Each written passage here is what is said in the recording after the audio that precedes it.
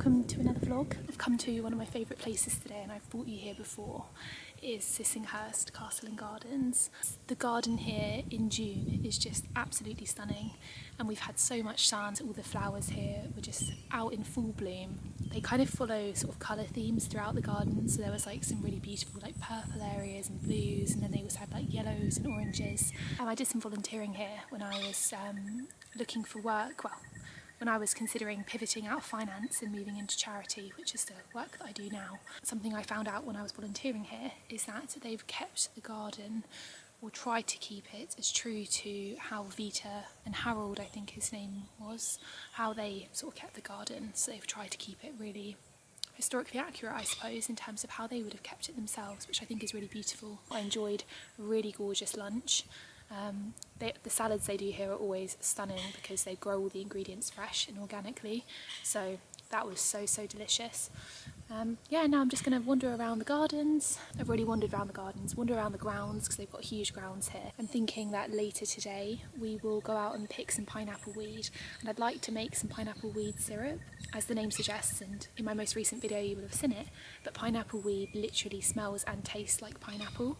So I thought for like drizzling onto yoghurt or my morning porridge would be really nice. So super simple, the recipe that I found online for it. So we're going to give that a go together. I'll share the recipe so you can give it a go yourself too, because pineapple weed is like everywhere at the moment. I just thought I'd vlog a few days throughout my week. It's Saturday at the moment, enjoying the sunshine. Enjoy this vlog, spend a few days with me, and it's just going to be a slow, chill one, I think.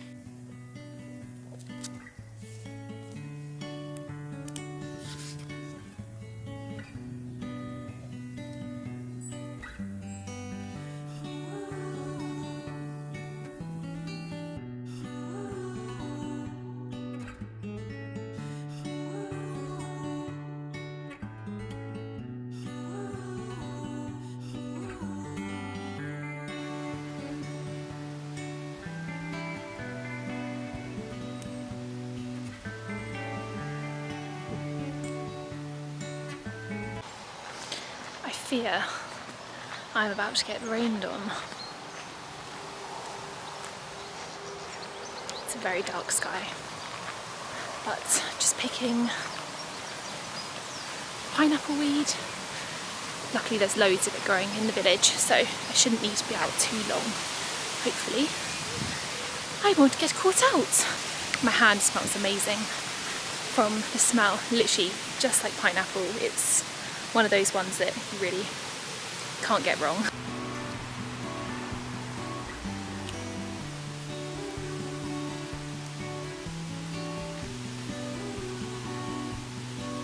To identify pineapple weed, check out my most recent video. I'll pop it here, because there are some lookalikes, so you just want to make sure that I've got the right thing so you don't poison yourself, as is always the case with foraging. Don't pick unless you're 100% certain, basically.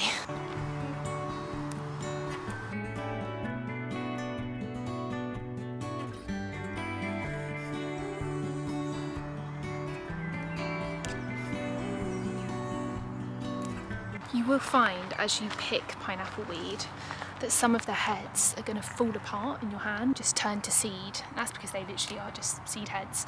So you obviously don't want the ones that are falling apart because they're going to be not as flavoursome, just a bit dry and not so nice. So we'll be leaving those ones behind. Worth saying as well that we only want the lovely heads of the pineapple weed.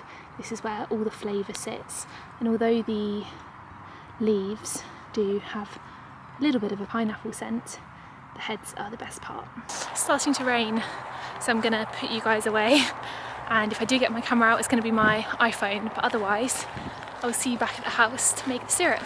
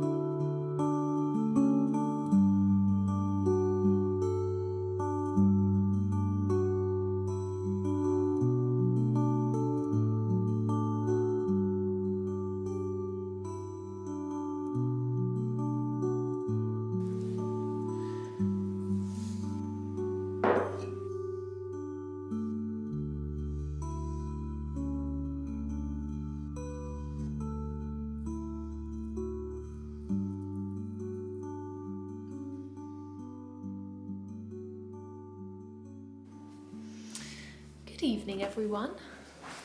It is a couple of days later and I've just been out on a nice evening walk. If I'm being completely honest, I haven't been feeling my best today. I mentioned it in a post on YouTube recently, but I've been suffering quite frequently from migraines recently, and had a history of migraines growing up, but never like frequently, and recently it's been like every few weeks I've had one, and I just feel like I've not been 100% today. So I figured I'd kind of take it easy and just take myself on a nice walk outside. Nature does a lot for us mentally and physically, obviously, just getting some steps in, getting outside. So I just thought I'd try that and just see if that helps sort of clear my head up a bit, but I'm still feeling and sounding probably quite nasally to you guys, and that is because I just feel super like head coldy and congested. Pray for me that it's not a migraine and that I'm maybe just getting a cold or it's hay fever. But I went out and picked some really lovely wildflowers, which I may have a go at painting this evening. I haven't really decided. It's my granddad's 90th birthday coming up, my dad's dad, and I thought it might be quite nice to paint him a card. I just know that they enjoy my paintings. Like my dad's parents, they have one of my big, I'll pop a picture up on the screen if I can find it in my phone, but a big chalk pastel like rose painting that I did. So yeah, I just know they appreciate it. I might have a go at painting this beautiful William Morris watering can that my mum and dad got me for my birthday. Yeah, I picked some common mallow, which is this purple one here, which was in a video that I did recently. This is hogweed, just regular hogweed, not the giant one of course. Some ragwort, common ragwort, which is this yellow one. And then I think this is purple dead nettle here, although it's not smelling its best, it's definitely past its best.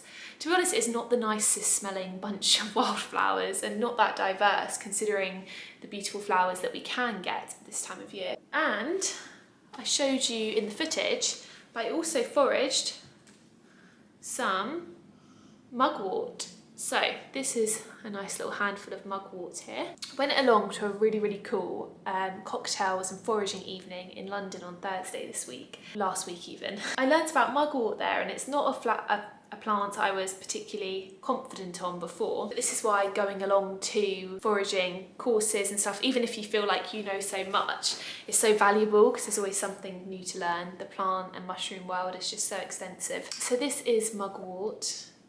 It's a really, I don't know what you call this leaf pattern, but it's quite serrated, quite funky looking. And how I remembered it on the course is that it's got this silver underside to it, which is quite a good characteristic of mugwort. If you were to then crush it up and smell it, it smells like loads of different herbs. So the way that it was described by Max, who was the teacher on the course I went on, is that it could literally, it's like an all spice, all herb sort of plant. So whenever anyone smells it, everyone always says it smells like something different. So it's really good in sort of cooking because it does just smell like everything and tastes like everything. I think it tastes a bit like sage personally. Mugwort's cool because it's meant to induce sort of lucid dreaming, which I thought was really cool and something that might be pretty cool to experience at some point. So yeah, I thought I'd pick some just to give it a go, and if I don't use it for tea, then I'll chuck it into some cooking or something. So mugwort is also actually part of the daisy family, so just like the pineapple weed and the chamomile that we were foraging recently. So quite a prevalent family at this time of year. You'll find lots of plants that are forageable within that family. Good one to know. Let me know if you've foraged any mugwort where you are this season. I think we're just gonna have a nice chilled evening now. May do a little bit of painting, as I said, give it a go.